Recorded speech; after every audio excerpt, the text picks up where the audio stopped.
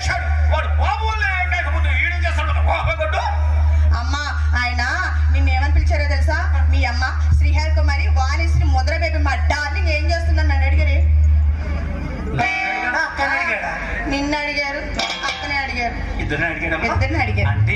అంతేకాదు darling darling బయట duet కూడా వేసుకున్నారే. ఆ వాకుల్లో ఎవరుతున్నాడు ఆయనేనా? ఏమని వేస్తున్నాడే? చెప్పొచ్చే